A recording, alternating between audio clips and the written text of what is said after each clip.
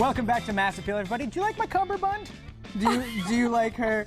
Do you like her bracelet? I actually love this. If the you like cummerbund these, I like, but maybe not in the way you're rocking it. I'm today. not rocking it appropriately. Either way, have you tried this crazy quilting thing yet? It refers to textile art with crazy patchwork like this. So joining us, we have Laura. And Laura is the artist behind friskyfurnishings.etsy.com. This is cool. I love this, Laura. It's so colorful and vibrant, and it's really trendy. Thank you. Thank you. Now, how did this all begin? I mean, I know we've heard of quilting, but how did it become crazy?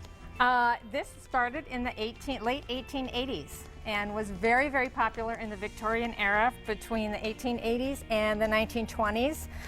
It was a way for women to show off their handiwork. It's always been more of an adornment or a something that's decorative rather than, you don't find crazy quilts necessarily on your bed. And they don't have batting in between the fabric like traditional quilting does. Right, so it's more like the actual design of it, just the and it's never look. Completely gone away, but there is a resurgence in it. Well, because people can only use so many quilts in their home, too. You know what I mean? There's only a finite amount of quilts you can have. I don't know. Unless you're a quilter. Unless you're a quilter, but you can only have so many blankets as you sleep on you. So you need to start doing awesome, crazy things like these cummerbunds.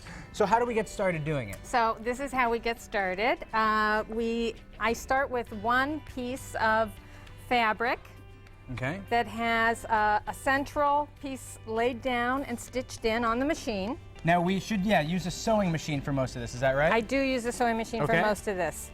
Then you start taking other pieces of fabric and laying it down to get to this stage where you are just layering pieces on. So you'll see you have to put the piece of fabric on right sides together, sew a seam on the sewing machine, and then you flip it and you press it down. So it's crazy, but there's a method to it. There's a method to it, but it's very improvisational. I never plan it out ahead of time. See, this is the kind of quilting that I love right here. Yes, you would totally like this. And no two pieces are ever going to be the same. That's really cool. So this would be what the final product looks like. And at this point, we're ready to start doing some final embellishments. And this is where the embroidery comes into play, is that right?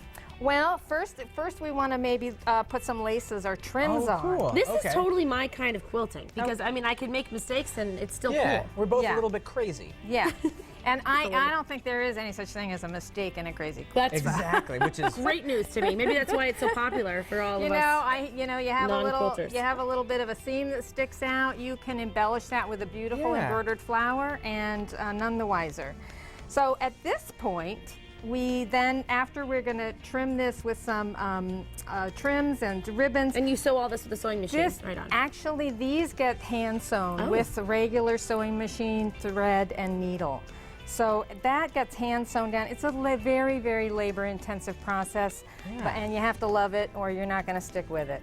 But you are very good at it, Laura. Well, thank you. Check out this amazing. I mean, just this one little bracelet is just so intricate and cool. And there's even more ideas down here at the bottom because you can use it as an embellishment for different pieces. I see here it's on a jean bag, and you can make it on your clutch. There's so many little ways that you can make it intricate, and even if you get really adventurous, you can throw it on a chair.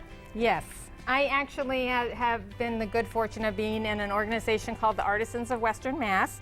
And through that organization, I met a partner who does the bags with me. No way. And we call ourselves the Frisky Mamas because she's Julie Mamas and I'm Frisky Furnishings. So together we're the Frisky Mamas. I don't doubt it for a second. I love this Artisans community. of Western Mass. It's a newly formed. You've been around for a while. We've been around for a while. We just got our nonprofit status. And you have an event coming up early October. Tell us a little bit about that. October 5th, Sunday, October 5th, from 10 to 5. There's going to be 50 artisans showing their wares at the Yankee Candle Village in the HealthWorks building, which is right next door to the village. Wow, what a great way to get some Christmas gifts crossed off your list. Absolutely. Right? Come Local do some Christmas early gifts. shopping. Well, Laura, thank you so much. This looks great.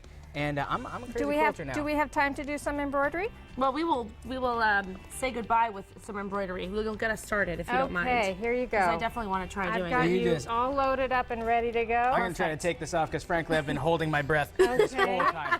Hey, still ahead this Thursday. You're invited to paint with